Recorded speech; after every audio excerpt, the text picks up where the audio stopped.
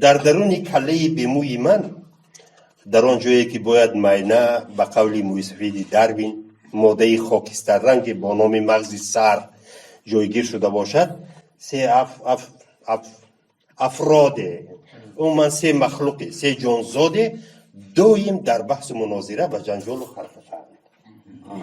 از این سه در یکی باطنی افکاری من، یکی خود را هنرپیشه می نامد، یعنی اکتیار. دیگر کف که در دهان و با حلق قاق شده داد میزند که وی کارگردان است، یعنی رژیسور. سیوم دعوای دراماتورگی دارد و خود را نویسنده می تراشد. این سه جاندار آن ماده خاکستر رنگ داروین را پاکیزه خورده درون کله مرا جولانگاه افکار، درسترش میدان فوتبال خود ساختند و در آنجا به قول خودشان فکرانی میکنند یا انیخترش از فکر توبه ساخته آن را زیر پایشان میپرتند و هر قدری که دلشان خواهد شتکش کردن میگیرند. گل.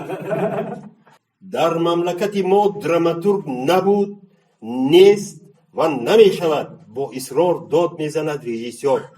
آنهایی که هستند همه اشون کیمچخیل. بیهنری ما، یعنی وای چی بود، فکرهای ما رو به نظر نمیگیرند. نوشتهشون عملیات ندارد، دیست و نیتو لقلق بسیار، چونانی که هملت میگه گپ و گپ و گپ. از گپی بسیار چی بسیار چی فایده؟ سیاست مداران 5 ساعتی گپ میزنند، ژورنالیستان صحیفه های بیشماری روزنامه هایشون را با سفسطه پر میکنند. همین بس نیست؟ به من عملیات دهید و من زمین را از مهترش میبرارم. عملیاتی که اکتیار را درگیراند، سوزاند و پرد و جهد عمل کند. من دشمنی گپ، من دشمنی فکر، به من عملیات دهید. این کاری رئیسیار ها. یک به تئاتر اپرا و بالت نرفتید با تمسخر آرامانه ولی زهرآلودانه به کارگردان مصلحت میدهد دراماتورگ.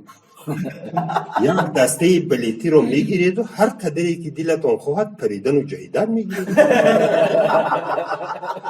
یگان تاشون لام و خصوصا میم نمیگویند، زیرا کارشان همین خیلی میمیکه، یعنی ایما و اشاره. همهشون چون شما دشمنی گپ. نه شما مرا درست نفهمیدید گفتنی میشود رئیسور. میبخشید من شما را جدا درست فهمیدم. بلد معقول نیست به نزد خکیس ها روید، انا عملیات جاغی همهشون بستگی. یا میترسید که آنها در حال بیهنری شما را درک میکنند و شما را به مسافه تیررس به میدان نزدیک شوید نمیمانند. ما نه یخ داریم و نه خکیست به گپ همراه شدن میخواهد اکتیار. این طور باشد به نزد بکسیورها روید. تمام فکرهایشان علاقه زده برآوردگی، در دهانشان بغیر از ریزین دیگر چیزی نیست. 12 پرده، 3 نمایش، خودی دراماتورگی قدیمه بری. آخر آنها به گپ من گوش نمیدهند، تنها از روی گفته ترینرشان عمل میکنند. حتی مرا زدنشان ممکن. من اتلا بازی کردن میخواهم، شاه لیر، ریچارد، ایزوب، یا هیچ نباشد رودکی و فردوسی، خیام و حافظ. گریه آلود شکایت کردنی میشود اکتیار. تو وحشه خفشین دوغ میزند رئیسیار و برای فهماتر شدن گفتهش علاوه میکند گپ نزنینه، یگان تد یگان بلا را نمیدونین، در صحنه ره گشتن نمیتونین، رپلیکا را درست دادن نمیتونین، وحشه گپ زدن نمیتونین. فقط من میتونم و من میدونم. او رول های تو گفتگی همهشان کهنه شدگی. شکسپیر کهنه شدگی. آن شاعرانی گفتند از آن هم کهنه تر. وقتی غزل سرایی گذشت، زمانی مبارزه آمد. زمانی دراما و زبانی دراما. وقتی آن است ای قلم برنده تر گردی زبرد. وقتی آن است ای سخن غرنده تر گردی زرد. مادامی که گپ درباره قلم رفت و این هر دو در اختیاری منند میگوید دراماتورگ به کارگردان، پس یگان نوشته ای مرا گیرید و در تهیه خودتون روی صحنه آورید. به فکر من در آنجا هم رعد و برق هست و هم طوفان و اگر اندکی چکورتر تحقیق کنید کم کم تورنادو و سونامی هم یفتن.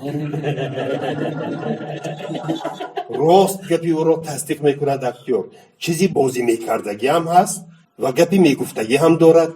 هر دی شما فقط در فکر آن کی مرا از بین شما برداشته به جای در کاری، یعنی به جای نادر کار میبرند. غرغر میکند کارگردان.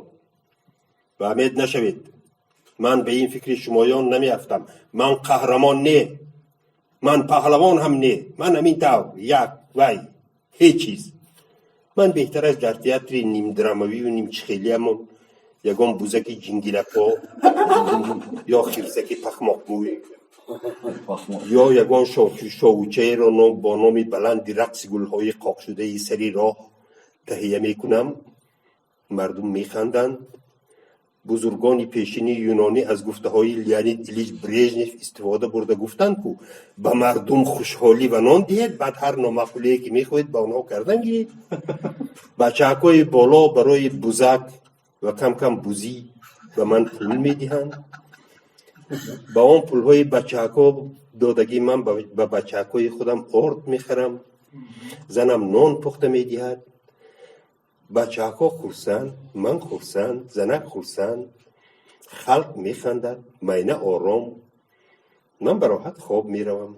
خوابی به حضور، خوابی گرام، تاریکی، پرده.